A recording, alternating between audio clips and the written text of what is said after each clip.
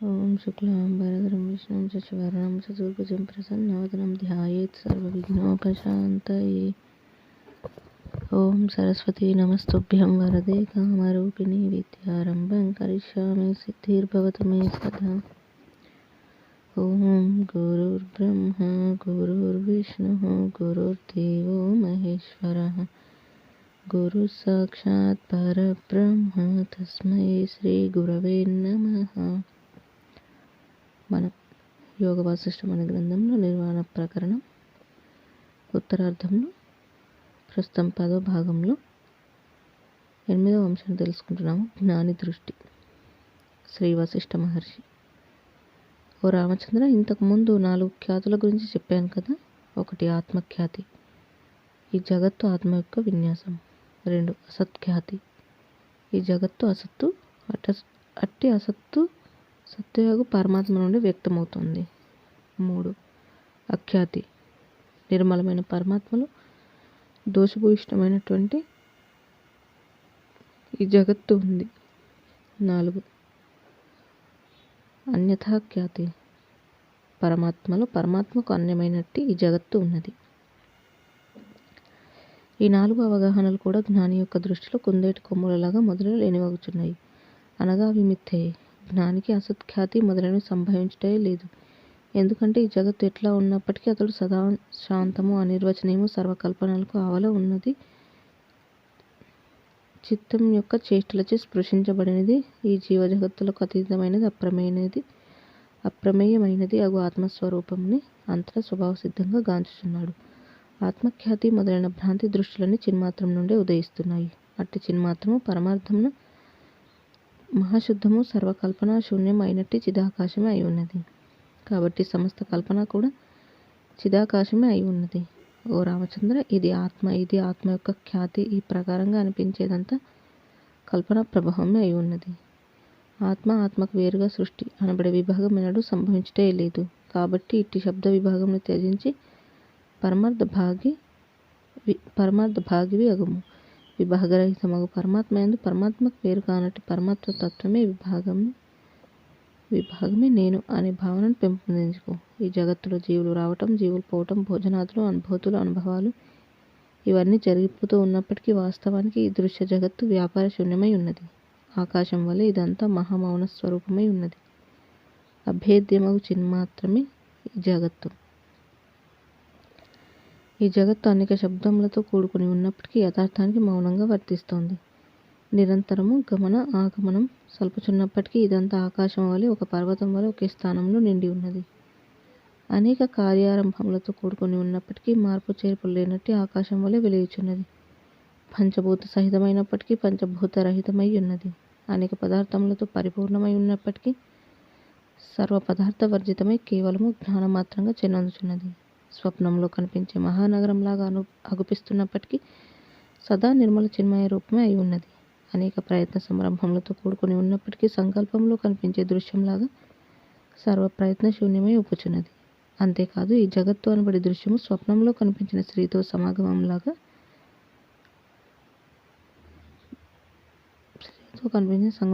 భ్రాంతి రూపము ప్రతిబింబ స్త్రీ వలె వ్యర్థమై ఉన్నది. ఇది అనేక అనుభవములతో కూడుకుని ఉండవచ్చుగాక, కానీ వాస్తవానికి సర్వానుభవరహితమై వస్తుశూన్యమై వర్ధిల్లుతోంది. శ్రీరాముడు: హే మహర్షి, ఎప్పుడైతే జాగ్రత్త స్వప్న రూపమని అనతగ్గ ఈ జగత్తే లేనిది, లేక వాసన మాత్రమే అయి కనిపిస్తుందో, ఒకప్పుడు ఇది స్మృతి యొక్క రూపమేనని నేను అనుకుంటున్నాను.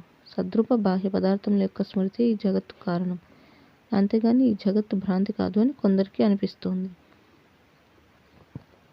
శ్రీ వశిష్ఠ మహర్షి: రామచంద్ర, చిదాకాశమునందు అర్థానికి అభిన్నమై అనతగిన రూపం గల స్ఫురణ అనబడేది బయలుదేరుతుంది. అట్టి స్ఫురణకు చిదాకాశం కంటే వేరైన రూపం ఏదీ లేదు. ఎందుకంటే చిదాకాశం కంటే వేరైనదేది చిదాకాశంలో నుంచి బయలువెడలడానికి ఏ బాహ్య కారణము ఉండజాలదు. కాబట్టి అట్టి నిరాకారము చిదాకాశము స్వరూపమగు స్ఫురణకు కారణం లేదు. గాలి యందు తరంగముల వలె, అగ్ని యందు అగ్నిశిఖలకు గల ఆకారం వలె, బంగారమునకు ఆకారం వలె చిదాకాశం యొక్క చిత్స్ఫురణకు కారణమేమిటి అనే ప్రశ్నకు సమాధానం ఉండజాలదు. అందుచేత అది స్వభావ సిద్ధమే. చిదాకాశమునందు చిత్స్ఫురణ స్వభావ సిద్ధమే. అట్టి సత్తా మాత్రమైనట్టి స్ఫురణే కాకతాళీయంగా శరీరమును ధరించినది నిష్కారణంగా దృశ్యరూపంగా భాసిస్తోంది. అది ఏ భ్రాంతి రూపంగా కనిపించే ఈ జగత్తు.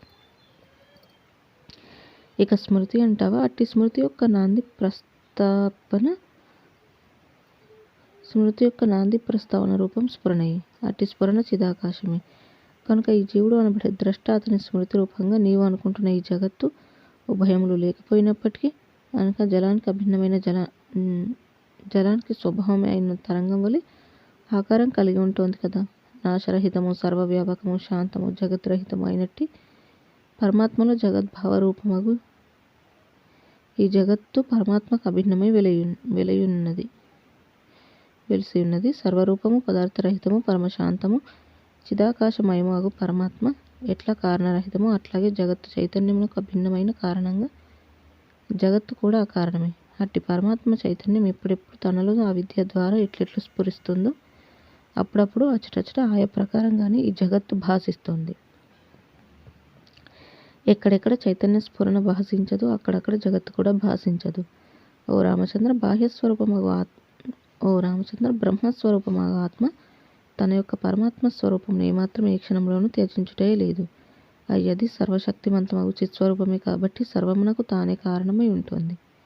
తన నిర్మల స్వభావమగు బ్రహ్మస్ఫురణకే ఇది జగత్తు, ఇది స్వప్నము, ఇది సుషుప్తి, ఇది తురీయము, ఇది బ్రహ్మము, ఇది ఆత్మ ఇత్యాది నామములను తానే స్వయంగా గావించుచున్నది.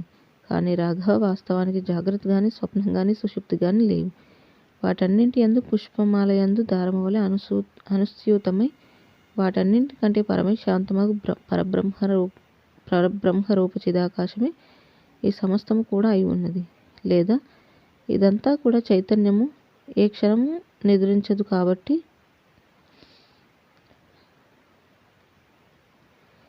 సర్వము అనునిత్య జాగ్రత్త రూపమే అయి ఉన్నది. ఇదంతా చైతన్యం యొక్క స్వప్నం మాత్రమే కాబట్టి సర్వము స్వప్న రూపమే అయి ఒప్పుచున్నది. అంతా అవిద్య మాత్రమే కనుక సర్వము సుషుప్తి రూపమే అయి వెలుచున్నది.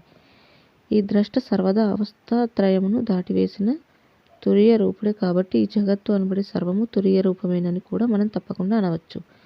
ఆత్మానుభూతులకు జ్ఞానుల దృష్టి యందు నీవు, నేను, అది, ఇది అనే కల్పనలు ఉండటం లేదు కనుక అంతా కూడా పరమాత్మ యందు పరమాత్మకు అభిన్నమై పూర్ణ శాంతరూపమై ఉన్నది అన్నది కూడా ఎవరము కాదనలేని సత్యము.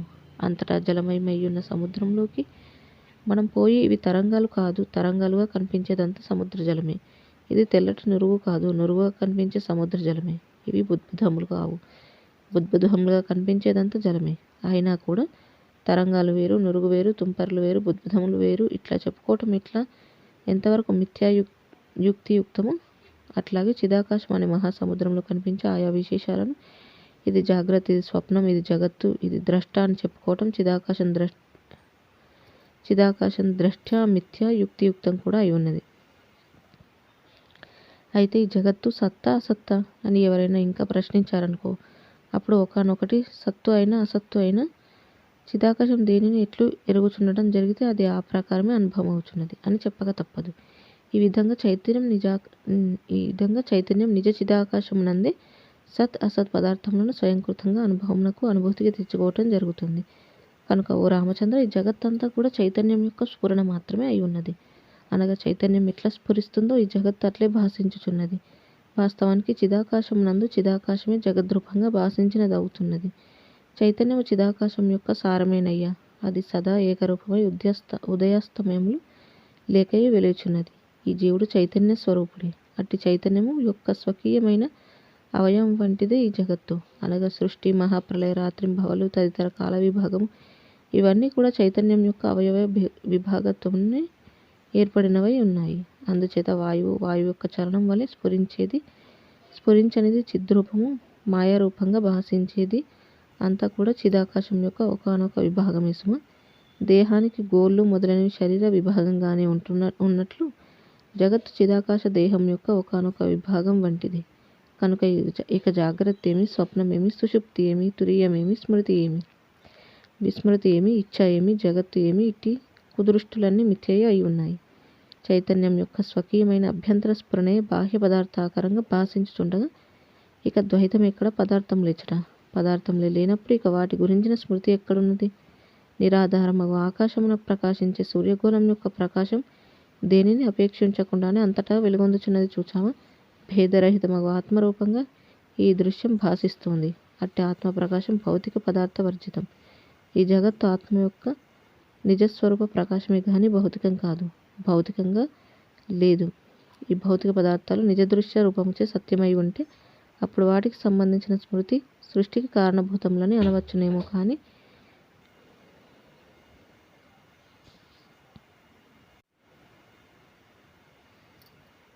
ఇది పంచభూత సమ్మేళనమే. ఏ దృష్టితో ఇవి చూడబడుచున్నాయో అదంతా కూడా స్వకీయమైన ద్రష్ట యొక్క కల్పన సదృశ్యమే, కల్పన చమత్కారమే. సృష్టాది యందు అంతా అకారణమై ఉండగా పంచభూతాలు ఉద్భవించడానికి కారణమేమున్నది?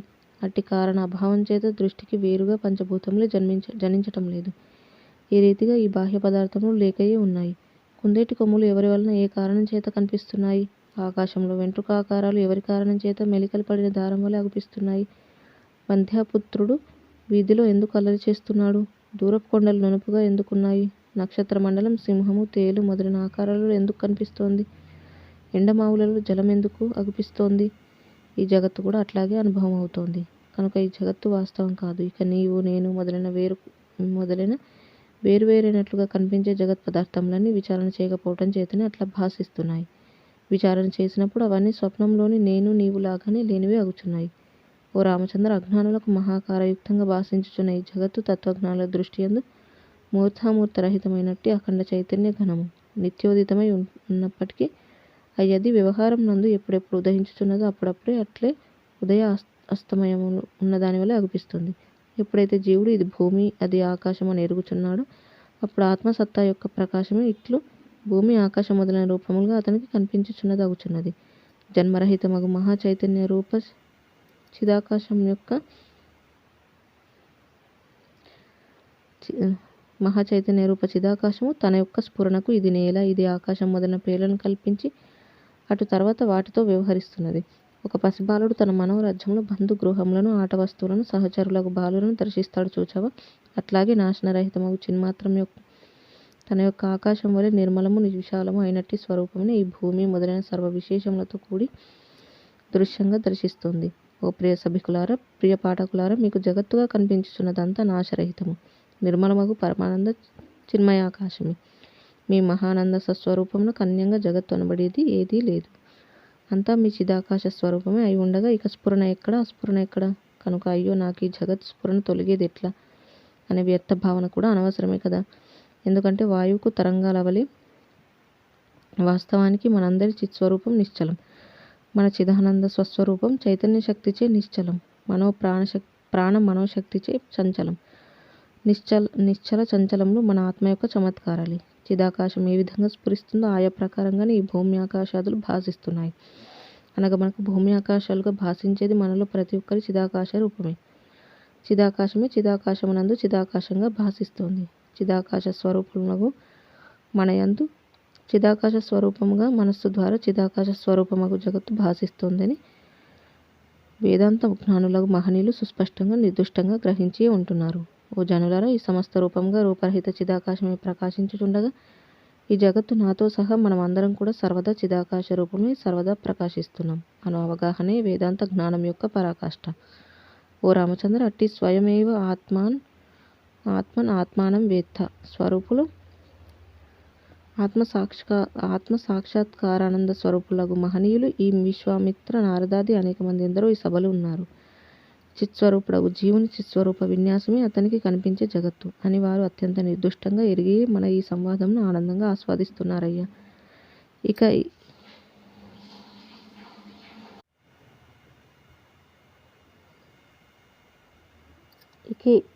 ఈ అనేక నామరూప భేదాలతో కూడిన ఈ జగత్తు అంటావా, ఇది ఎట్లా భాషిస్తుంటే అట్లాగే భాషించుచున్నదంతా వాస్తవానికి చిదాకాశ స్వరూపమే కదా. కనుక ఇదంతా సర్వదా సత్తు కాదు, అసత్తు కాదు, వస్తువు కాదు, అవస్తువు కాదు. ఇది అనిర్వచనీయమని మేము గ్రహించి ఈ జగత్తులో క్రీడగా లీలగా సంచారం చేస్తున్నాం. ఓ రామచంద్ర, ఈ జగత్తు ఈ ప్రకారంగా ఉన్నదా, మరొక విధంగా ఉన్నదా, ఇది సత్తా అసత్తా, ఇటువంటి లోక పర్యాంతం తత్వజ్ఞాని మాత్రమే యథార్థంగా ఎరుగుచున్నాడు. తత్వజ్ఞాన దృష్టి లేనివాడు ఈ జగత్తు ఎట్టిదో ఎరుగనే లేడు. ఎందుకంటే తత్వజ్ఞుడు సర్వుల హృదయాకాశంలో నేనే ఆత్మరూపంగా వెలుగొందుచున్నాను అని, నా రూపమే వీరికి ఈ జగత్తుగా కనిపిస్తుందని కూడా గ్రహించి ఉత్తమ బుద్ధిని సంతరించుకొని ఉంటున్నాడు. అందుచేత నా యొక్క దృశ్య సంవిత్తే అభ్యంతర మనోబుద్ధ్యాదులు అయి ఉండగా బాహ్యరూప బ్రహ్మాండాలుగా వెలుగొందుచున్నది అను అవగాహనచే అతడు ఈ దృశ్య వ్యవహారమంతా ఆస్వాదిస్తున్నాడు. ఓ ప్రియజనులారా, వాస్తవానికి ఇచ్చట బాహ్యము లేదు, అంతరము లేదు, దృశ్యము లేదు, అదృశ్యము లేదు. అందుచేత రామ, ఈ శాంత అశాంత రూపమగు సమస్తమును ఓంకార లక్ష్యార్థముగా శివరూప బ్రహ్మమునందు లయింపజేసిన వాడవే పరమశాంత స్వరూపుడవగుము. శ్రీరాముడు: స్వామి, అంతా కూడా శాంతరూప శివబ్రహ్మమే అయి ఉండగా ఇక శరీర మనో బుద్ధి బాహ్య అంతరంగాదుల గురించి శాస్త్రములు ప్రతిపాదించే సంవిధానం అంతా వృథా కల్పనయే అంటారా? శ్రీ వశిష్ఠ మహర్షి: అవును, శాస్త్రీయ చర్చ సంరంభమంతా అధ్యాత్మయానంలో ఒక చోట ఆగిపోచున్నాయి. అయితే శాస్త్ర విచారణ లేకపోతే స్వయంకృత జగత్తు సర్వాత్మకమగు సోహమస్మి భావం అనుభవానికి రావు. వాచక సృష్టి లేకపోతే శాస్త్ర విచారణ సంభవించదు. ఇటువంటి శాస్త్రీయ దృక్పథం అవగాహన శాస్త్రకారులు ప్రతిపాదించేది, ప్రబోధించేది మొదలైనదంతా కూడా ఆత్మజ్ఞాన సిద్ధి కొరకే అయి ఉన్నది. అట్టి విచారణ లేకపోతే దీపం ఉన్నప్పటికీ కళ్ళు మూసుకున్న వానికి గదిలో ఏది కనబడినట్లే ఆత్మ అంతటా సర్వదా ఏర్పడి ఉన్నప్పటికీ తాను ఆత్మయే అయి ఉన్నప్పటికీ అజ్ఞానం తొలగదు. నేను ఈ దేహ పరిమిత జీవుడను అనే చీకటి తొలగదు. అసత్య అయినప్పటికీ వాచక వికల్ప వ్యవహారం శాస్త్ర జ్ఞానానుసారం ఆశ్రయించవలసి ఉంటుంది. ఆ తర్వాత క్రమంగా చర్చనీయాంశాలన్నీ ఎందుచేత అసత్పరిమితము కూడా స్వయంగా స్వభావ సిద్ధంగా గ్రహించబడుచున్నది కూడా. అందుకే మనం ఈ ఉత్తమ విచారణను ఈ సభలో ఇన్ని రోజులుగా కొనసాగిస్తున్నాం.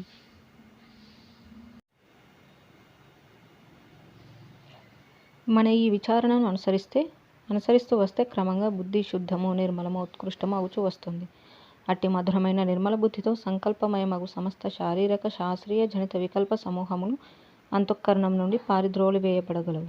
అప్పుడు ఈ మనస్సు సకల శాస్త్రముల అంతిమ సారమగు అద్వయ సచ్చిదానందాత్మయందే నెలకొనగలదు.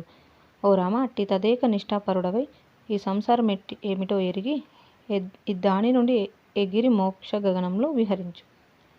జై శ్రీరామ్. ఈ విధంగా మనకి జ్ఞానదృష్టి అనే దాని గురించి వివరంగా చెప్పడం చూసాము. ఇక తర్వాతి అంశము 9, అబుద్ధిపూర్వకమిదం జగత్.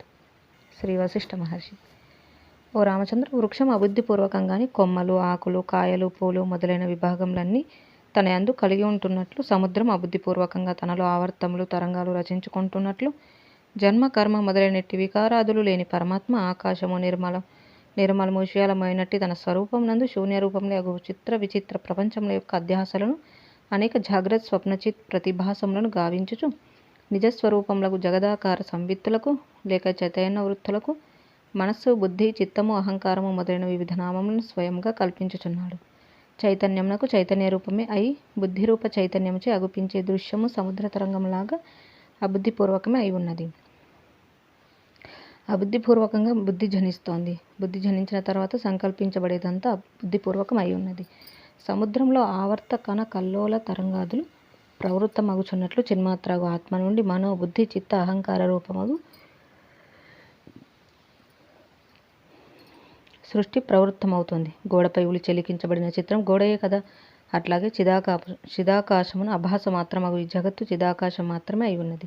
చైతన్యమునందు అబుద్ధిపూర్వకంగా ప్రవృత్తి రూపంగా ఈ సృష్టి ప్రారంభం పొందిన తర్వాత ఇక బుద్ధి చేకూడుకొనినదై ప్రకృతి చేత యథాయోగ్యముగు ఆకారముగా ఉనర్పబడుచున్నది. వృక్షం జన్మించిన తర్వాత ఇది కాండము, ఇది కొమ్మలు, ఇవి రెమ్మలు, ఇవి పూలు, అవి కాయలు అని ఎవరో పేర్లు పెట్టుచున్నారు కదా. వాస్తవానికి వృక్షమునందు ఏమి ఉన్నది? అట్లాగే చైతన్యమునందు అబుద్ధిపూర్వకంగా జనించే ఈ పృథివీ, ఆకాశము, సమిష్టి, సృష్టి, రూపులు, హిరణ్య గర్భులు మొదలైన ఆయా పేర్లు పెట్టుచున్నారు. పరమాత్మ నుండి అబుద్ధిపూర్వకంగాను అకారణంగాను జనించిన ఈ పృథివీ మొదలైన వాటితో కూడిన జగత్తు పరమాత్మ కంటే వేరు కాదు. చిదాకాశ రూపమగు ఆత్మయే వ్యష్టి జీవుని వలె అయ్యి ఈ చిదాకాశమునకు అనన్యమైనట్టి ఎదురుగా కళ్ళకు కనిపించే సృష్టిని నామరూపాత్మకం తెచ్చిపెట్టుకుంటోంది. చిద్రూప వృక్షమే ఈ ప్రకారంగా కార్యకారణ రూపమైన స్వీయ అలంకారములతో స్వయంగా భాషించుచున్నది. శ్రీరాముడు. మహాత్మ, కొందరు గురువులు తమ శిష్యులకు ఇహ పరలోకాలు ఉన్నాయి, ఇహంలో చేసిన పాపపుణ్య ఫలాలు పరలోకంలో అనుభవిస్తారని బోధిస్తున్నారు. ఈ సృష్టియే లేదని మీరు ప్రతిపాదిస్తున్నారు కదా. మరి ఇహలోక విహిత నిషిద్ధ కర్మలు, వాటి ఫలములను అనుభవించవలసి ఉన్న పరలోకముల గురించి మీ అభిప్రాయం? శ్రీ వశిష్ఠ మహర్షి.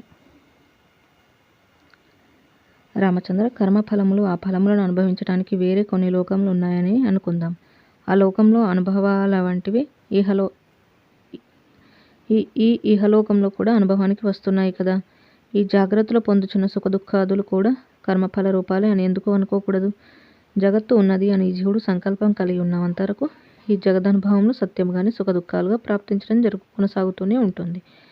దానికి అంత అనేది లేదని మహాశవోపాఖ్యానంలో గమనించాం కదా. నిరాకారమగు చైతన్యంన సాకారమగు ఈ జగత్తు చైతన్యము చేతనే సంకల్పించబడినదై ఇది నాకు దుఃఖం, ఇది నాకు సుఖం, ఇటువంటి సుఖదుఖ అత్యాశ్చర్య అతి సామాన్య రూప నిర్వచనాలన్నీ మూలంగా కలిగినదై చిన్నొందుతుంది. పుష్పానికి సుగంధంలాగా, ఆకాశానికి శూన్యత్వంలాగా, వాయుకు చలనత్వంలాగా చైతన్యంనకు ఈ బ్రహ్మాండ సృష్టిలన్నీ అభిన్నమై వెలయుచున్నాయి. చైతన్యంనకు వేరుగా చూస్తే ఈ సృష్టిలు అత్యంత శూన్య రూపంలే. ఆకాశం కంటే శూన్యత్వం వేరు కాదు, జలం కంటే ద్రవ్యత్వం వేరుగా లేదు, పుష్పం కంటే గంధం వేరుగా ఉండదు, వాయువుకు వేరుగా స్పందం లేదు, అగ్ని కంటే భిన్నంగా ఉష్ణం ఉండదు, మంచు కంటే శీతలత్వం వేరు కాదు. అట్లాగే చిదాకాశ స్వరూప పరమాత్మ కంటే జగత్తు వేరుగా లేదు. ఒకటి సృష్టాదిలో కనిపించే ఈ జగత్తు, రెండు స్వప్నంలో కనిపించే దృశ్యం, ఈ రెండు కూడా కూటస్థ చైతన్యం కంటే భిన్నం ఎట్లా అవుతాయి చెప్పు? చిత్ చైతన్యం కంటే చైత్య అంటే తెలియబడే జగత్తు వేరు కాదు అనే సిద్ధాంతానికి దృష్టం ఏమిటంటావా? స్వప్న ద్రష్ట కంటే స్వప్నం వేరుగా ఉన్నది ఎప్పుడు, ఎక్కడ? అట్లాగే చిన్మాత్రం కంటే సారరూపమైనదేది జగత్తులో లేదు. జాగ్రద్రష్ట చిన్మాత్ర స్వరూపుడినని మరల గుర్తు చేస్తూనే ఉన్నాను. శ్రీరాముడు. మహర్షి, ఒకటి స్మృతి జగత్తు, రెండు స్మృతి స్వప్నము అను జంట విషయంలో ఇంకా కొంత సంశయం చోటు చేసుకొని ఉండటం చేత ఈ రెండింటి విషయంలో ఈ జగత్తు యొక్క నిర్వచనం గురించి మరొకసారి మాకు బోధించండి.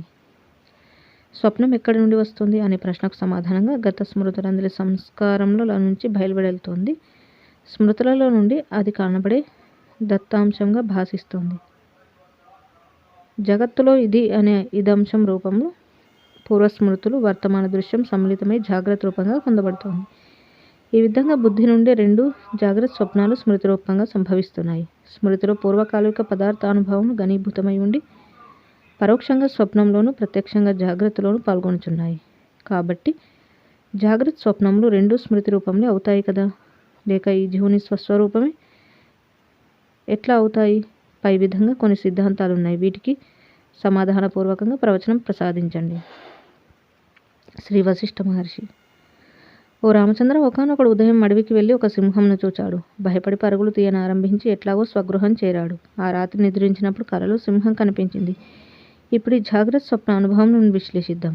రాత్రి సమయంలో కనిపించిన ఆ సింహం ఆ ఉదయం చూచిన సింహమే కదా. రెండు ఒకటే అయితే అడవిలో సింహం అడవిలోనే ఎందుకుంటోంది?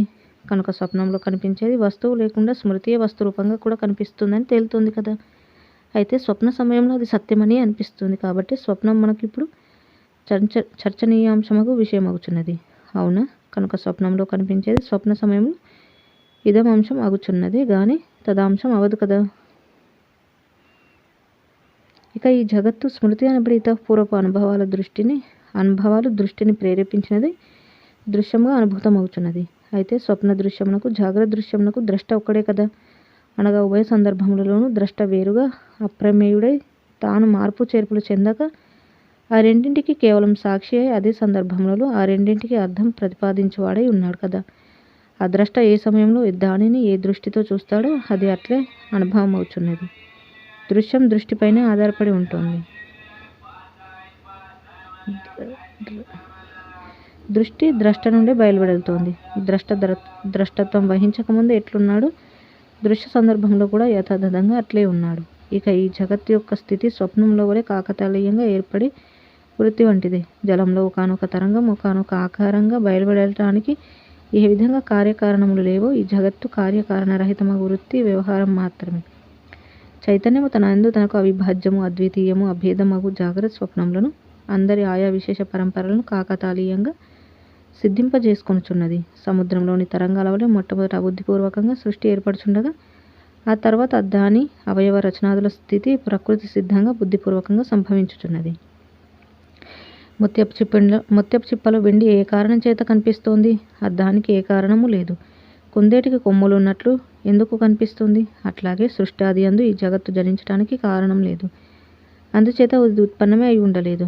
ఆ అద్యస్వరూపము బ్రహ్మమే జగద్రూపంగా కనిపిస్తూ బ్రహ్మం రూపంగానే స్థితి నొంది ఉన్నది. విచారణచే ఈ కనబడేదంతా మమాత్మకు అభిన్నం, అద్వితీయం అని ఎవరికైనా తెలియబడగలదని మా మనవి. రత్నమునకు కాంతులు ఎట్లా అబుద్ధిపూర్వకంగా ప్రదర్శితమవుచున్నాయో బ్రహ్మసత్తా అట్లాగే జగద్రూపంగా అబుద్ధిపూర్వకంగా స్ఫురిస్తోంది. ఈ విధంగా మొట్టమొదట జగత్తు భావనారూపంగాను ఆ తర్వాత ఇందులో అర్ధక్రియ సామర్థ్యం ఏర్పడుతోంది. చిదాకాశం నందు ఏ కారణం లేకుండానే సముద్రంలో తరంగాలులాగా స్వప్న సమూహాల వంటి అతిశూన్య రూపములకు అనేక బ్రహ్మాండములు ఉత్పన్నంలో విలీనమాగుచున్నాయి. కార్యకారణత్వముల పరిధిలో కనిపించేదంతా మాయా మాత్రలే అవటం చేత స్వప్నాంతర్గత వ్యవహారంలాగా శూన్య రూపంలో అయి ఉన్నాయి. ఈ జగత్తు శూన్యమే అగుచు ఉత్పన్నమగుచున్నది. శూన్యమే అయి వృద్ధి పొందుతుంది. అంతా శూన్యరూపంగానే నాశనం పొందుచున్నది. జలతరంగానికి ఆకారం జలంలోంచి బయలువెడలి జలంలో లయిస్తున్నట్లు ఈ దృశ్యం శూన్యంలో నుంచి జనించి శూన్యంలో కనిపించి శూన్యంలోకి లయిస్తోంది. ఈ జగత్తు సర్వదా అసత్య అయి ఉండి సత్తువలే అనుభూతమవుతోంది. స్వానుభవమగు స్వప్నమే ఇక్కడ మనకు దృష్టాంతం. అట్టి జగత్ స్వప్న సిద్ధాంతాన్ని తిరస్కరించడం ఎటువంటిదంటే గొర్రెల కాపరి ఒక గొర్రెను తోడేలు ఎత్తుకుపోతుంటే తోడేలే లేదు అని పాటలు పాడుకోవటం వంటిది. ఓ రామచంద్ర, చైతన్యం యొక్క చమత్కారమే స్వరూపంగా కలిగి ఈ జగత్తు అనుభవం అవుతోంది. ఇది అసద్రూపం, భ్రాంతి మాత్రమే, మహాకృత్రిమ స్వరూపం. అట్టి ఈ జగత్తు జ్ఞాని దృష్టిలో అకృత్రిమగు బ్రహ్మంగానే భాషిస్తోంది గాని సాకారయుక్త జగత్తుగా కాదు. ఈ సృష్టి ప్రళయ విభ్రమమంతా చాలా కాలం కొనసాగుచున్న సంకల్ప మాత్ర స్వభావం అయి ఉన్నది. ఈ కనబడే సృష్టి ప్రళయంలో యథార్థ పారమార్థికమగు స్వస్వభావం యొక్క స్ఫురణయే. ఇది గమనించుటయే తత్వజ్ఞానం. భ్రాంతిచే దానిని జగత్తు రూపంగా దర్శిస్తూ ఉండటం అజ్ఞాన విజృంభణం. మనందరికీ సుషుప్తి తర్వాత ఏ కారణం లేకుండానే స్వప్న దృశ్యం అగుపిస్తోంది. అట్లాగే స్వప్నానంతరం అకారణంగానే జాగ్రత్త సంభవిస్తోంది. మరల జాగ్రత్త అనంతరం అకారణంగానే స్వప్న సుషుప్తులు అగుపిస్తున్నాయి. నిద్రించాం కాబట్టి స్వప్నం, గాఢ నిద్ర వల్ల సుషుప్తి, మెలకువ వచ్చింది కాబట్టి జాగ్రత్త. ఈ విధంగా ఈ మూడు కూడా అంతకు మించి కారణం లేకుండానే సంభవిస్తున్నాయి కదా. అట్లాగే మాయా సహిత బ్రహ్మము ఏ కారణం లేకుండానే తన యందు ఈ దృశ్యము ఉదయించడం గాంచుచున్నది. అట్లా దృశ్యం పొందిన తదనంతరం అర్ధక్రియా సామర్థ్యం తోటి కార్యకారణ భావాది రూపంగాను నియమితిని పొందుతోంది. వాస్తవానికి బ్రహ్మము తన చిత్ స్వభావముననే ఉన్నది. అయినా కూడా సముద్రంలో తరంగాలు అకారణంగా పరిడవిల్లుచున్నట్లు కాకతాళీయంగా చైతన్యం నందు చిద్రూప పర్యంతం వలన దృశ్యం స్వయంగా ప్రకాశిస్తుంది. చిదాకాశమాత్ర రూపమగు చైతన్యము తన చిన్మాత్రత్వమును త్యజించకయే జగత్తుగా స్ఫురించటం అనేది దాని స్వభావమే అయి ఉన్నది. మొట్టమొదట అబుద్ధిపూర్వకమైన దృశ్యాకార ప్రతిభాస వలన దృశ్యరూపంగా అగుచున్న చిదాత్మ అట్లు దృశ్యరూపంగా అయిన తర్వాత తన యందు స్మృతి, పృథివీ, ఆకాశం, బుద్ధి, కర్మ, జ్ఞానం మొదలైన సంజ్ఞలను కల్పన గావించుచున్నది.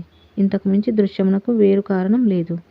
చిదాత్మయందు చిదాత్మయే చిదాత్మ రూపమగు దృశ్యమును అబుద్ధిపూర్వకంగా ఆ కారణంగా కాకతాళీయ న్యాయముచే నిర్వర్తించే దర్శనమే జగత్తు.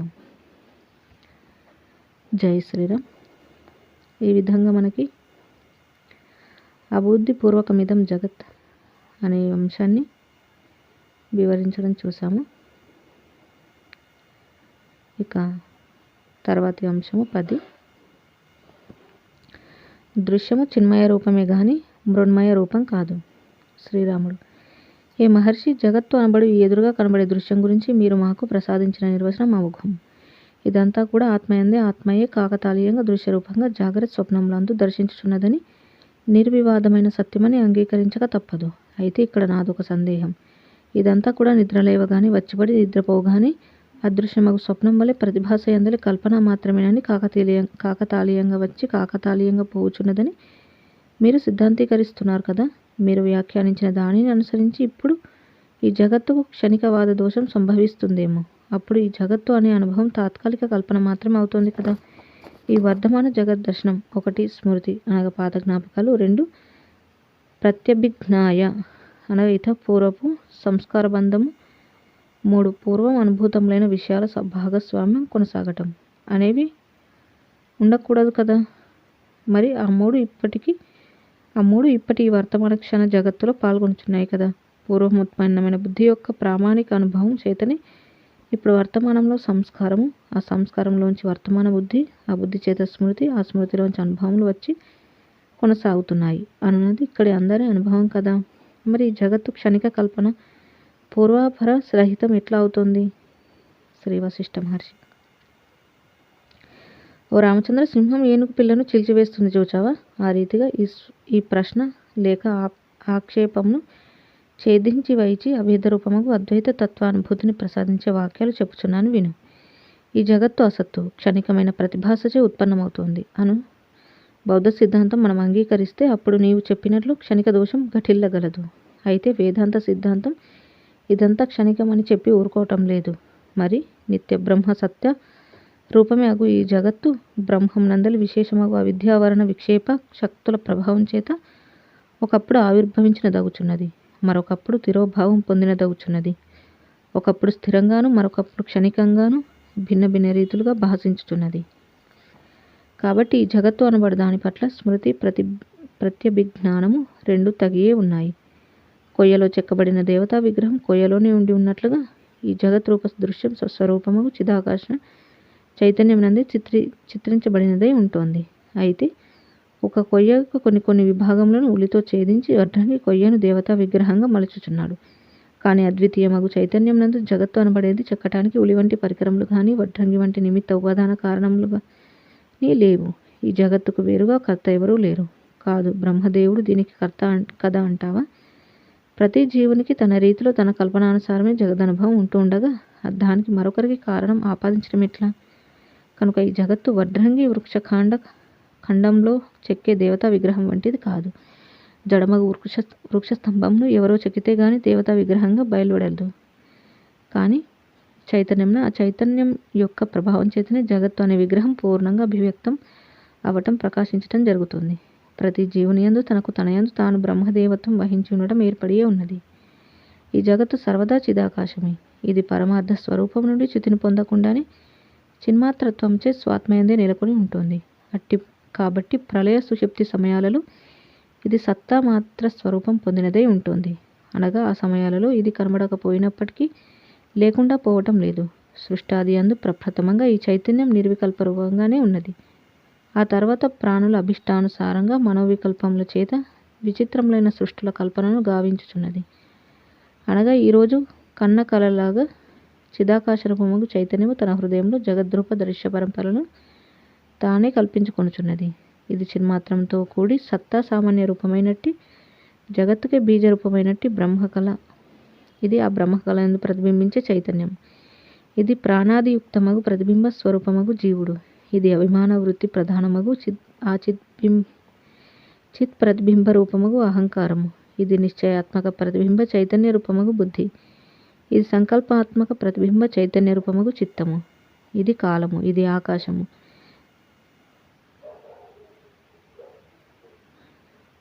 ఇది వీడు, వాడు, నేను, నీవు అనే రూపములు. ఇది క్రియ. ఇవి పంచతన్మాత్రలు. ఇవి ఇంద్రియ సమూహములు. ఇది మనోబుద్ధి ఇంద్రియ చిత్త అహంకారాది రూపమగు పుర్యాష్టకము. ఇది దేహ ఇంద్రియ సమూహ మధ్యగా సంచరించే సూక్ష్మదేహం. ఇదేమో స్థూల శరీరం. నేను బ్రహ్మదేవుడను, నేను విష్ణువును, నేను మహేశ్వరుడను, నేను సూర్యుడను. ఇది బాహ్యము, ఇది సృష్టి, ఇది జగత్తు. ఇటువంటివన్నీ చైతన్యం తన యందు సృష్టాది యందు కల్పన గావించుకొనుచున్నది. అయితే అట్టి కల్పన సమూహమంతా కూడా సర్వదా అతి నిర్మలమగు చిదాకాశమే అయి ఉన్నది గాని చిదాకాశం కంటే అన్యముగా అనుమాత్రం కూడా లేనిలేదు. కాబట్టి రామచంద్ర, ఇక అజ్ఞానులచే కల్పించబడి జడ పదార్థ సమూహం ఎచ్చట, స్మృతి హెచ్చట, ద్వైత ఏకత్వం ఎచ్చట, చిదాకాశ రూపమే అగు విశాల జగత్ ఖండ కారణం లేకయే స్వప్నంలో లాగా విశాల జగత్ కాండము కారణం లేకయే స్వప్నంలో లాగా భాషించుచు వికారయుక్తంగా ఉన్న దానివల్ల భాషిస్తోంది. చిన్మయమగు ఆకాశంలో చిన్మయ రూపమే అయి ఈ జగత్తు స్ఫురించుచున్నది. అట్టి జగత్తును ఎరుగుచున్నది కూడా చిదాత్మయే.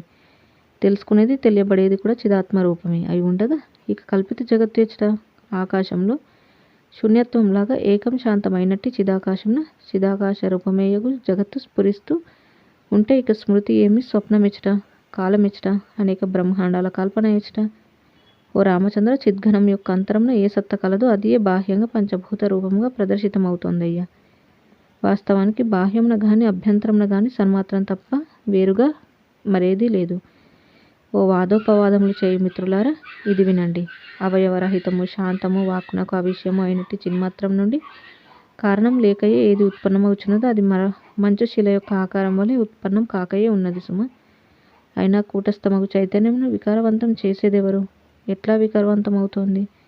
అందుచేత పరబ్రహ్మం ఎట్టి శుద్ధ చిన్మయ స్వరూపం అయి ఉన్నదో ఈ దృశ్య జగత్తు కూడా అట్టి చిన్మయ రూపమే అయి ఉన్నది. కళలో ఏది ద్రష్ట రూపమో అది స్వప్న నగరం కదా. అది స్వప్న నగరము, అది స్వప్న ద్రష్ట రూపమే కదా. ఏది స్వప్న నగరము అది స్వప్న ద్రష్ట రూపమే కదా. అందుచేత ఈ దృశ్యం ఒకంత కూడా లేదు. నిర్మల జలంలో ధూళి ఎక్కడుంటుంది? పరమ చిదాకాశంలో దృశ్యం లేదు. ఇక్కడ ఏది భాషించుతున్నదో అది విషయరహితమై కాబట్టి స్వమాత్ర ప్రకాశమై ప్రశాంతమైనట్టి చిన్మాత్రమే తనయందు ఈ ప్రకారంగా జగత్తు వలె స్థితిని పొందినదవుచున్నది. పూర్ణమగు బ్రహ్మం నుండి పూర్ణము ప్రకాశరూపమగు ఈ జగత్తు వాస్తవానికి ఉత్పన్నమే కాకయే ఉన్నదో కానీ ఉత్పన్నమైనట్లు భాషించుతున్నదో అదంతా కూడా ప్రకాశరూపమగు పరమాత్మే అయి ఉన్నది. ఓ దృశ్య జగత్ రూపమగు పరమాత్మ, మాకు అనన్య స్వరూపమగు మీకు ఇవే మా సాష్టాంగ దండ ప్రణామములు. జై శ్రీరామ్. ఈ విధంగా మనకు దృశ్యము చిన్మయ రూపమే కానీ మృన్మయ రూపం కాదు అనే అంశాన్ని గురించి వివరించడం అనేది చూసాము. ఇక తర్వాతి అంశము 11. విశ్రాంత చిత్తుని జీవన్ముక్త లక్షణములు. శ్రీ వశిష్ఠ మహర్షి. కాబట్టి ఓ సర్వసభికులారా, మీరంతా చిదాకాశ రూపం శివోహం అని గ్రహించిన వారై జీవన్ముక్తులై ఉండండి. శ్రీరాముడు. మహాత్మ, జీవన్ముక్తుడు అనగా ఎవరు? శ్రీ వశిష్ఠ మహర్షి. ఓ రామచంద్ర, ప్రత్యేగాత్మయందు మాత్రమే ఆసక్తి కలిగి ఉండి అంతర్ముఖమైనట్టి నిత్యబుద్ధిని ఏ ఆత్మజ్ఞాని సంపాదించుకుంటాడో, ఏ శుద్ధ దర్శనంచే సహజీవుల బాహ్య నామరూపాలకు అతీతంగా ఆ సహజీవులను ఆత్మదృష్టిచే దర్శిస్తూ ఆనందిస్తూ ఉంటాడో, ఏ అవగాహన పరునికి సుఖహేతువగు విషయ సమూహము సుఖము గాని దుఃఖహేతువగు విషయ సమూహము దుఃఖమును గాని కలిగింపజాలవు అట్టి వ్యక్తియే జీవన్ముక్తుడు. ఏ విధంగా అజ్ఞానుల బుద్ధి విశాల భోగవాసనల నుండి చలించకయే ఉంటుందో ఆ విధంగానే అంతగాను జీవన్ముక్తుడు జ్ఞాని యొక్క బుద్ధి చిదాకాశ దృష్టిని విడజాలక అద్ధానియందు నిశ్చలంగా ఉంటుంది. ఎవని చిత్తమైతే చిన్మాత్రాత్మయందు విశ్రాంతి పొందినదై మనస్సు మరల ఈ దృశ్యమునందు ప్రీతి కొనకయే ఉంటుందో అట్టివాడు జీవన్ముక్తుడు అని శాస్త్రములచే నిర్వచించబడుచున్నాడు. శ్రీరాముడు.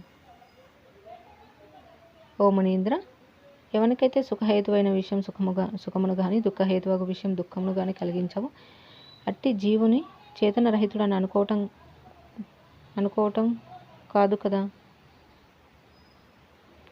శ్రీ వశిష్ఠ మహర్షి. ఓ రామచంద్ర, శుద్ధ బహుధ స్వరూపుడవు జీవన్ముక్తుడు సర్వదా చిదాకాశం నందే స్థితి కలిగి ఉంటాడు. అప్రయత్నము గాని ఈ లౌకిక సుఖ దుఃఖములను అధిగమించిన వాడే అతీతుడై ఉంటాడు. అట్టి విశ్రాంత చిత్తునికి శాస్త్రములు జీవన్ముక్తుడని పేరు పెట్టాయి. అతని యందు స్వవివేకంచే మూల జ్ఞానం నశించి ఉంటుంది. సమస్త జగద్విషయముల పట్ల సర్వదేహములు తొలగిపోయి ఉంటాయి. అతడు పరమాత్మ అనే మహత్తరమైన శయ్యలో పరమ విశ్రాంతి పొందుతూ ఈ జగత్తులో వ్యవహరిస్తూ ఉంటాడు. వ్యవహారంలో నిర్వర్తిస్తున్నప్పటికీ అతని అంతరంగం ఈ దృశ్యంలో ఏ ఒక్క విషయం పట్ల ప్రీతిగొని ఉండదు. ఏ విశేషం పట్ల కూడా రాగము కామము ఉండదు. సమస్త కార్యముల పట్ల అతని యందు కోరిక యొక్క సంకల్పం ఉండదు. ఏది చేయవలసి వచ్చినా ఫలాపేక్ష రహితుడై ఉంటాడు. అపేక్ష రహితంగా ఇది విద్యుక్తం ధర్మానుసారం ఇట్లే జరుగుగాక అని ఒకనొక అస్పృశ్య అంతర్ముఖ దృష్టి పెంపొందించుకొని ఉంటాడు. యథాప్రాప్తములైన పదార్థములను అనుభవిస్తూ రాగరహితుడై ఏది తనకు చెందినది కాదు అనే అవగాహనను సుస్థిరపరచుకొని ఉంటాడు. ఓ రామచంద్ర, ఓ సర్వజనులారా, ఈ సంసార మార్గంలో ఎక్కడా విశ్రాంతి లేదు. ఆత్మజ్ఞానం ఆత్మదర్శనంలో మాత్రమే విశ్రాంతి ఈ జీవునికి లభిస్తోంది. ఇదంతా అతి దీర్ఘము ఆధారవర్జితము. ఈ సంసార మార్గం అంతా అనేది అతి దీర్ఘము ఆధారవర్జితము.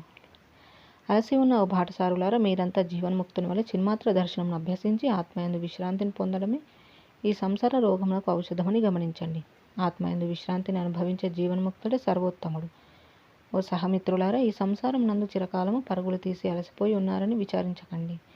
ఆత్మజ్ఞానమును సముపార్జించి బ్రహ్మి దృష్టిచే జీవన్ముక్తుని వలె బ్రహ్మపదమునందు విశ్రాంతిని ఆశ్రయించండి. జీవన్ముక్తుడు బ్రహ్మపదమునందు విశ్రాంతిని పొందుచుండగా ఇక ఈ జగత్తులో వ్యవహారపరుడైనప్పటికీ సుషుప్తి యందు ఉన్నవాని వలె ఉంటాడు. అట్టి జ్ఞానులు ద్రష్ట దృశ్య దర్శన రహితమగు శుద్ధ స్వచిత్తాకాశంలో శుద్ధ చిద్రూపులై నిత్యోదిత సూర్యుని వలె భాసిస్తూ ఉంటారు. వారికి సంసారం పట్ల ప్రీతి, ఆశ, నిరాశ, దుఃఖము, గర్వము మొదలైనవి ఉండవు.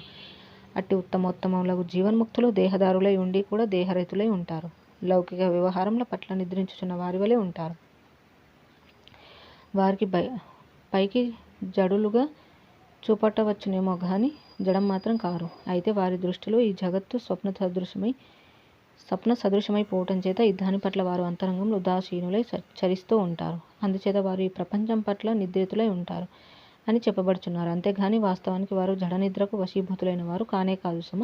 వారు సంసారం అనే దీర్ఘ మార్గమునందు పరిభ్రమించటం నుండి నివృత్తి పొందిన వారై ఉంటారు. ఆత్మయందు సుఖ విశ్రాంతి పొంది ఉంటారు. ఆ మహాన్ భావుడగు జీవన్ముక్తుడు బహిర్ముఖ వృత్తి గల అజ్ఞానులతో సంభాషించేటప్పుడు నిరతిశయ ఆనంద రూపమగు ఆత్మయందు మౌనంగా సుఖ విశ్రాంతిని కొనసాగిస్తూనే ఉంటాడు. అంతేగాని జడస్వరూపుడు కాదు.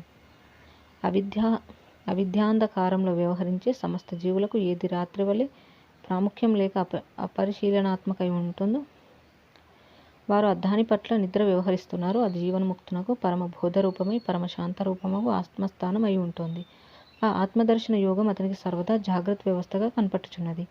అట్టి జ్ఞానానందమయమగు జీవన్ముక్తుడు సదా సర్వత్ర సమరూపమును వెలయుచు పరమానందముగా ఈ జగత్తులో సంచరిస్తూ ఉంటే అట్టి సమదర్శి యొక్క పవిత్ర పాదముల స్పర్శకు భూదేవత పులకిస్తూ ఉంటుంది. దుఃఖప్రదమగు ఈ సంసార రూప దృశ్యమున సమస్త సంసార తన్మయ ప్రాణులు మేల్కొని ఉన్నవారి అతి జాగరూకతతో ఏదో వెతుకుతూ కాలం వెళ్ళిబుచ్చుచున్నారు.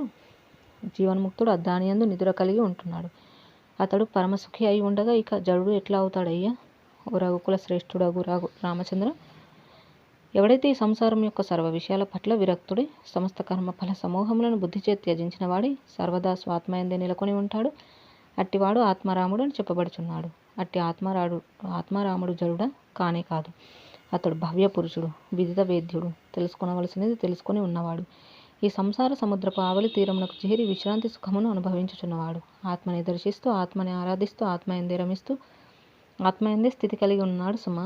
అతడు మనకు తారసపడినప్పుడు మహర్షులమైన మేము అతనికి హృదయపూర్వకంగా నమస్కరిస్తున్నాం. ఈ జీవుడు అనబడే బహుదూరపు పథికుడు సుదీర్ఘమగు సంసార మార్గంలో చిరకాలంగా సంచరించుటచే అలసిపోయి ఉన్నాడు. బోధ సాధకాలగు పదార్థములను సేవించి సంసారంచే మోసగించబడి వ్యాకులుడై ఉన్నాడు. వంచటంలో అతి ప్రావీణ్యం చూపించే క్రూరులగు విషయాలు అని దారి దోపిడీ గానచే సంసార మార్గంలో అతి బాధితుడై వేదన చెందుతూ బయటకు మాత్రం నాకు అది తెలుసు ఇది తెలుసు, వీళ్ళ సంగతి నేను చూస్తాగా ఇట్లా తలచుచు వ్యర్థంగా కాలమును అవకాశములను వృధా చేసుకుంటున్నాడు. వార్ధక్యం అనే మంచు వర్షానికి పీడితుడై మరల లోక వ్యవహారములచే పరివంచితుడవుచున్నాడు. జన్మలో అనే మహారణ్యంలో చిక్కుకున్న జింకలాగా అటు ఇటు తిరుగాడటంలో వ్యర్థంగా ఆసక్తుడై ఉంటున్నాడు. అనేక దుఃఖ సంకటాలచే పరిపూర్ణమైన సుఖం అనే నీడయే కనబడనటువంటి సంసార ఎడారిలో స్వయంగా నిస్సహాయుడై దూరంగా వెళ్ళుచున్నాడు. పాపదృష్టులు అనే మూట భుజముపై పెట్టుకొని అడుగడుగున పడుతూ లేస్తూ దొర్లుతూ పోతున్నాడు. అర్ధానర్థంలోనే రెండు మంచులు గల బాటలో నడుస్తూ అనేక సంకటములచే బుద్ధి కలత చెందుచుండగా తన దుఃఖములు తనకే అర్థం కాకుండా మహాప్రయాణం కొనసాగిస్తున్నాడు. ఆ విధంగా సంసార మార్గంలో నడుస్తూ మిక్కిలి అలసిపోయినట్టు ఈ జీవుడు ఒకానొకప్పుడు సౌభాగ్యవశం చేత అనేక జన్మలలో చేసుకున్న పుణ్యవశం చేత సాధన చతుష్టయ సంపత్తియుక్తుడై సచ్చాస్ర సద్గురువుల అనుగ్రహమునకు పాత్రుడవుచున్నాడు. తత్వమును సేవించి తత్వ సాక్షాత్కారం సముపార్జించుకొని ప్రబుద్ధుడవుచున్నాడు. ఆత్మజ్ఞాని అయి సంసార సముద్రమును దాటి ఆవలి తీరం చేరి శయ్య లేకుండా సుఖముగా విశ్రాంతిగా ఆత్మానుభూతి యందు శయనిస్తున్నాడు. అట్లా ఆత్మని అంతటా దర్శించే దృష్టి యందు శయనించేవాడే జీవన్ముక్తుడు. ఆహా, ఆ జీవన్ముక్తుని ఆత్మదృష్టిలో పొందే సుఖ నిద్ర గురించి ఏమని చెప్పమంటావు? అక్కడ భౌతికమైన చేయలేకపోవచ్చు. అతని ప్రాణాలు ప్రశాంతతతో సంతరించుకుంటున్నాయి. అతడు స్వప్నరహితుడై సుషుప్తి వర్జితుడై నిత్య ఆత్మ సాక్షాత్కార జాగ్రత్తలో స్వస్వరూప ఆనందముచే సుఖంగా విశ్రమిస్తూ ఉంటే బ్రహ్మ ఋషులమగు మేము కూడా అతన్ని చూచి ఆనందిస్తున్నాం. ఆ జీవన్ముక్తునికి మేము చేతులెత్తి సదా నమస్కరిస్తున్నాం. ఆహా, జాతి గుర్రంలాగా ఆ ఆత్మజ్ఞాని భుజించుచున్నప్పుడు, నడుచుచున్నప్పుడు, శ్వాస తీసుకుంటున్నప్పుడు, మాట్లాడుచున్నప్పుడు సంసార మహారణ్యం మధ్యగా ఉండి కూడా సుఖపూర్వకంగా ఆత్మయందు సుఖ విశ్రాంతిని ఆస్వాదిస్తున్నాడు కదా. ఓ రామచంద్ర, ఈ సంసారులు కూడా ఆదమర్చి కొంచెంసేపు గాఢ నిద్రను అనుభవిస్తున్నారు. అయితే తత్వజ్ఞుల యొక్క నిద్ర సాంసారిక నిద్ర కంటే అత్యంత విలక్షణమైనది. అక్కడ విశ్రాంతి అత్యంత ఘనీభూతమై ఒప్పుచున్నది. ఎందుకంటే గట్టిగా శబ్దం అయితే చాలు, సాంసారిక జీవుని సుఖనిద్ర విచ్ఛేదనమవుతోంది. ఇక జీవన్ముక్తున ఆత్మసుఖ నిద్ర ప్రళయ గర్జనల చేత గాని, ఈ అవయవాలు ఛేదింపబడుచున్నప్పుడు గాని, మృత్యు ఆసన్నమై ఈ దేహాన్ని స్తంభింపజేస్తున్నప్పుడు గాని, ఈ దేహాదుల రాకపోకల చేత గాని ఏమాత్రం చెదరటమే లేదు. ఆహా, తత్వజ్ఞుల ఆత్మదర్శనం అపూర్వం, మహాఘనీభూతం, అమోఘం.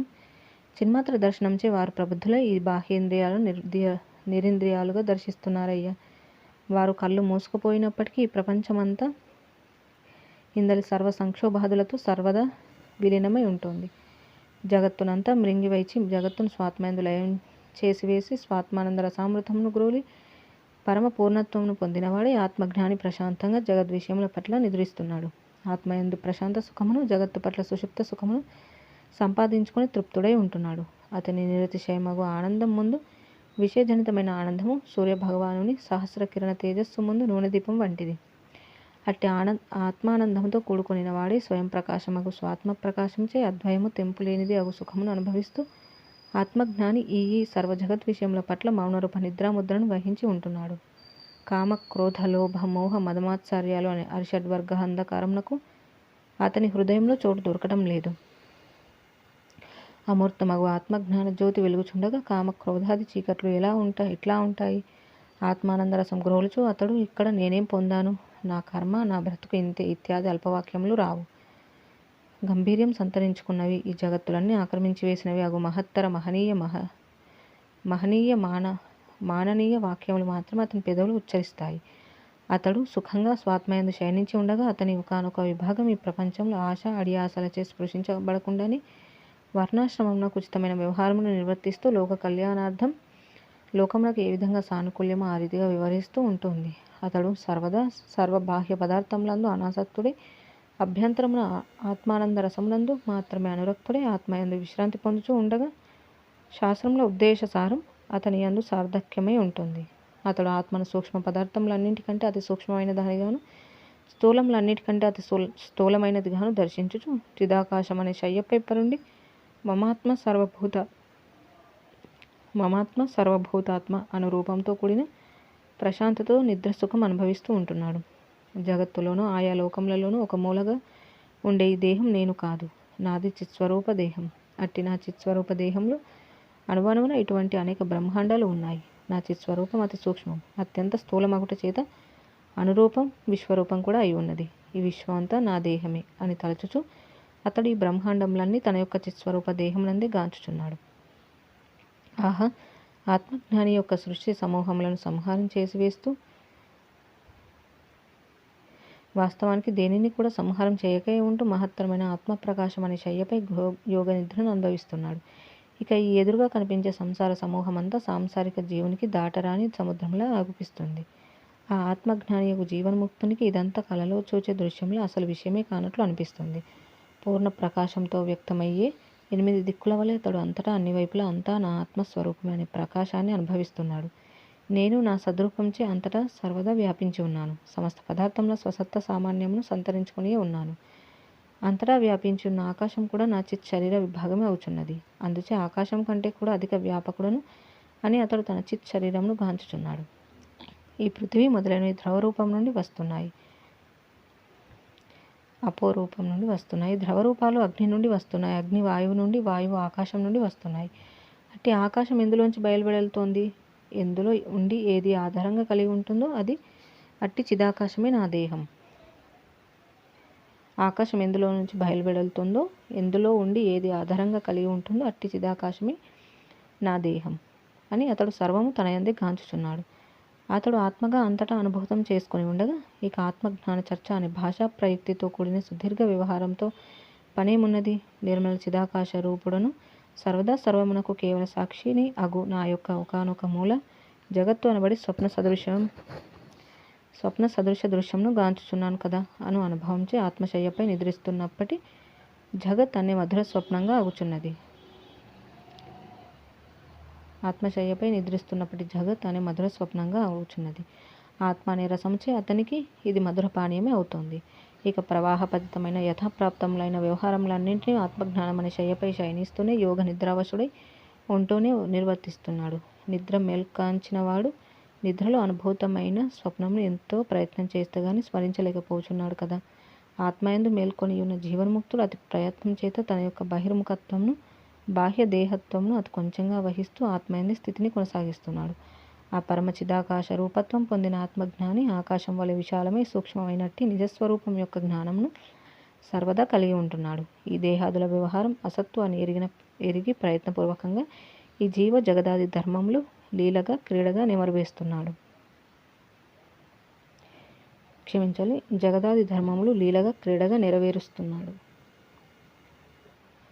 చూచావా రామచంద్ర, ఈ ప్రకారంగా జ్ఞాని ఆత్మయందు విశ్రాంతి పొందుచు సదా నిద్రిస్తున్నప్పటికీ ఇక లోక ప్రసిద్ధములై ఉన్న జాగ్రత్త స్వప్నములలో ఇతరుల వలనే మేల్కొనుచు నిద్రించుచు ఇక్కడ లీలామాత్రంగా ప్రవర్తిస్తున్నాడు. అతనికి ఈ జగత్తుతో స్వస్వరూపానుసంధాన ప్రభావం చేత మిత్రత్వమే గాని శత్రుత్వం ఉండదు. సర్వ వైషమ్యాలను సర్వదా అతడు మొదలంట త్యజించియే ఉంటాడు. సమచిత్తుడు కాబట్టి స్వభావ సిద్ధంగానే శమము ధమము తితిక్ష జ్ఞాన వైరాగ్యం సంతోషం మొదలైన మనోహరమైన వృత్తి రూపుడై ఉంటాడు. దేహమున్నంత వరకు దేహముతోనూ ఆ తదనంతరం దేహరహితంగానూ అతడు కైవల్యం నందు విశ్రమిస్తున్నాడు. అంతేగాని ఈ తుచ్చ జగత్ విషయ పరంపరలయందు కాదు. అతని మిత్రత్వం సర్వదా శ్రేయోమయమే అయి ఉంటుంది. ఇదంతా అతనికి క్రీడయే. దృశ్య విషయంలో అనే స్వకీయ మిత్రులలో లీలగా క్రీడిస్తూ హాయిగా గడుపుతూ ఉంటాడు. జయ శ్రీరామ్. ఈ విధంగా మనకు విశ్రాంతి చిత్తుని జీవన్ముక్త లక్షణములు అనే విషయాన్ని వివరించడం అనేది చూసాము. ఏ విధంగా జీవన్ముక్తులు ఈ ప్రపంచంలో ఉంటూనే ఏ విధంగా చరిస్తారు అనే విషయాన్ని మనం చూసాము. ఇక తర్వాతి అంశం 12 తత్వజ్ఞాని వ్యవహార విశేషాలు. శ్రీరాముడు మహాన్ భావుడు తత్వజ్ఞాని అగు జీవన్ముక్తుడు ఎవరెవరితో క్రీడిస్తాడు? అతనికి మిత్రులు ఎవరు? అతని క్రీడ ఎట్టి స్వభావం కలిగి ఉంటుంది? అతని క్రీడ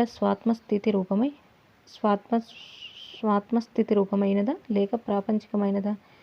అతడు తనయందే ప్రీతిని పదిలపరుచుకుంటాడా? అతని ప్రీతి ఈ భోగ పదార్థముల పట్ల అందరికీ ఉండే ప్రీతి వంటిదేనా లేక అతని ప్రీతికి వేరే ప్రత్యేకత ఏమైనా ఉంటుందా? శ్రీ వశిష్ఠ మహర్షి: ఓ రామచంద్ర, అతనికి ముగ్గురు కర్మదేవత రూపులకు దేవతలే స్నేహితులు. వారితోనే అతని క్రీడ. 1 సహజ కర్మ. తాను జన్మించిన ఉపాధిని అనుసరించి కుల వృత్తి ధర్మంగా అతడు నిర్వర్తించవలసిన ఏ కర్మలు తదితరులకు సానుకూల్యమో ఆయా విధులు ధర్మములు అతనికి సహజ కర్మమిత్రుడు. అతడే అతని మొదటి సహచర స్నేహితుడు. 2 శాస్త్రీయ కర్మ. లోక కళ్యాణార్థం శాస్త్రములు ప్రవచించే ఏ కర్మాచరణం ఉంటుందో దానిని అతడు ప్రయత్నపూర్వకంగా నిర్వర్తిస్తాడు. శాస్త్రములు అందరి సానుకూల్యములను అనుసరించి చేయవలసినవి చేయకూడనివి అని చెబుతాయి కదా. ఆ కర్మలచే స్పృశించబడకే వాటిని స్వధర్మ నిరతిగా సంతోషంగాను ఉత్సాహంగాను తదితరులకు సానుకూల్యంగాను నిర్వర్తిస్తూ ఉంటాడు. ఆ విధంగా శాస్త్రీయ కర్మ దేవత అని అతని 2వ స్నేహితుడు. 3 స్వకర్మ. స్వప్రయత్నంచే సత్శాస్త్రముల అభ్యాసము, విచారణ, సత్సంగము, శమము, ధమము, తితిక్ష, ఉపరతి, శౌచము, సంతోషము, ఈశ్వర ప్రణిధానము, సంయమము ఇవి మనస్సును శుద్ధపరచుకోవటానికి, విస్తారపరచుకోవటానికి, నిర్మలపరచుకోవటానికి, జ్ఞాన పరిపుష్టి కొరకు నిర్వర్తిస్తూ ఉంటాడు. అట్టి సహజ కర్మ, శాస్త్రీయ కర్మ, స్వకర్మలు అనే దేవతలను తన స్నేహితులుగా చేసుకుని వారితో ఈ జగత్ మైదానంలో క్రీడిస్తూ ఉంటాడు. నాయన రామచంద్ర, ముముక్షువైన వాడు ఉత్తమ కర్మలను ఆశ్రయించాలి. అట్టి ఉత్తమ కర్మ అనే మిత్రుడు తండ్రి వలె ఊరడిస్తాడు. ఆత్మీయురాలగు ప్రియపత్ని వలె, అన్న వలె దుష్కర్మల నుండి నివారిస్తాడు. మహాసంకటాలలో ప్రియ స్నేహితుని వలె తోడవుతాడు. ఉపాధ్యాయుని వలె, గురువు వలె కార్యములందు సంశయములను తొలగిస్తాడు. అగ్నిని ఉష్ణం విడువనట్లు, పుష్పం సుగంధం వదలనట్లు ఈ జీవుని అతని ఉత్తమ కర్మలే సదా తోడుగా అతడిని సంసార లంపటం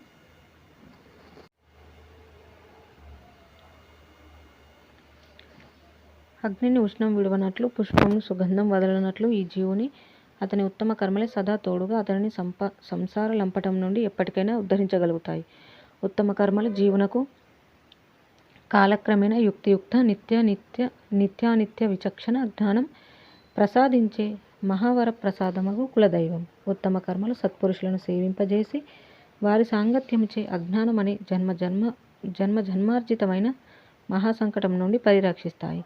ఓ రామచంద్ర, ఈ జీవుని సర్వ విధాలా రక్షించేది, అధ్యాత్మ మార్గంలో తోడు అయ్యేది, ఆత్మజ్ఞానం వైపుగా ప్రేరేపించేది, మహనీయులకు ఆత్మజ్ఞుల దగ్గరకు చేర్చేది ఈ సహజ కర్మ, శాస్త్రీయ కర్మ, స్వకర్మ అనబడే ముగ్గురు మిత్రులేనయ్యా. అందుకే ఉత్తమ కర్మ నిర్వర్తించడం పట్ల మనుజుడు అత్యంత శ్రద్ధ, ఆసక్తి, పూజ్య భావన పెంపొందించుకోవటం అతనికి శ్రేయోదాయకం. ఇదే తత్వశాస్త్రం యొక్క కర్మ సిద్ధాంతం అయి ఉన్నది. ఆత్మజ్ఞాని ఉత్తమ కర్మలయందు స్వభావ సిద్ధంగా అనునిత్యం ప్రేరేపితుడై ఉంటాడు. ఓ రామచంద్ర, జీవితం అనే అవకాశంను సద్వినియోగపరుచుకునే ప్రయత్నశీలురగు జీవులు స్వకర్మను ఆరాధిస్తూ జీవన్ముక్తత్వం వైపుగా ధృతి ఉత్సాహములతో ప్రయాణిస్తున్నారు. ఈ భౌతికమైన భార్య పిల్లలు నిజమైన కుటుంబం కాదు. స్వప్న దాన తపో ధ్యానములే స్నాన దాన తపో ధ్యానములే ఆ ముముక్షువుకు పిల్లలు. అవి తదితరులను తనకు సానుకూల్యురై ఆధ్యాత్మిక యానంలో తోడుగా ఉండేటట్లు ప్రేరేపించి తయారు చేస్తాయి. నిత్య సంతోషమే అతని భార్య. అట్టి నిత్య సంతోష కలత్రమును సంపాదించుకున్నవారు తదితరులను కూడా అనేక రుగ్మతల నుండి వైదొలిగింపజేస్తూ దర్శన మాత్రం చేతనే ఆనందింపజేస్తూ ఉంటారు. ప్రేమ, కరుణ అతని చెలికత్తెలు, సమత్వం అతని సోదరుడు, వినమ్రత, ధైర్యము, ధర్మనిరతి అతని బంధువులు, సర్వుల పట్ల మైత్రి అతని ప్రియ సఖుడు. ఈ విధంగా జీవన్ముక్తుడు కోమలమైన స్వభావంతో నిత్య సంతోషము అభ్యసిస్తూ స్వభావ సిద్ధంగా ప్రేమ, కరుణ, మైత్రి కలవాడే లోక కళ్యాణ కారకుడై ఉంటాడు. స్వకర్మ అనే మిత్రునితో వ్యవహరిస్తూ లాభాలాభములచే ప్రసన్నుడుగాక, క్రోధయుక్తుడుగాక సర్వదా వసంతకాలపు మేఘరహిత ఆకాశంలాగా ప్రకాశిస్తూ ఉంటాడు. నిరంతరం అనేక లోక వ్యవహారముల మధ్య వ్యవహరిస్తూ ఉండవలసి వచ్చినప్పటికీ ఆ జీవన్ముక్తుడు అనుక్షణం నిర్వాణ శాంత మనస్కుడే చెందొందుచున్నాడు. తత్వజ్ఞానరహితమైన సారరహితమైన సంభాషణలో అతనిని సమీపిస్తున్నప్పుడు అతడు శిల విగ్రహం వలె మౌనం వహించిన వాడే ఉంటాడు.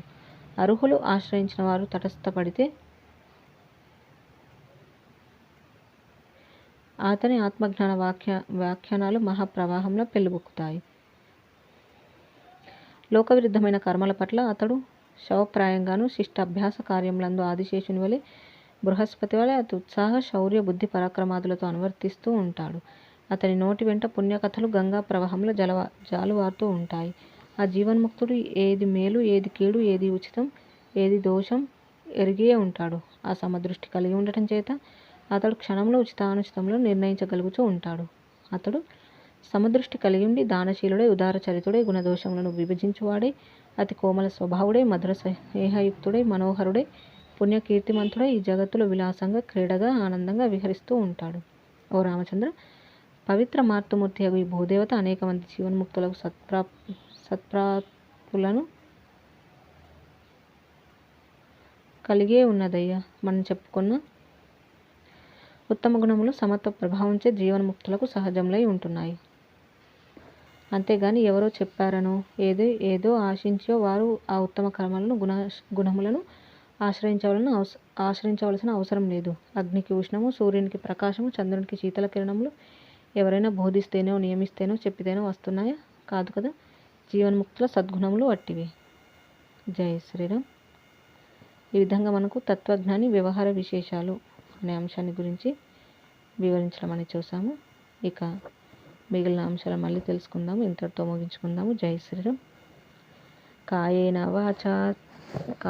వాచా మనసేంద్రియైర్వా బుద్ధ్యాత్మనా వా ప్రకృతే స్వభావాత్ కరోమి యద్యత్ సకలం పరస్మై నారాయణాయేతి సమర్పయామి.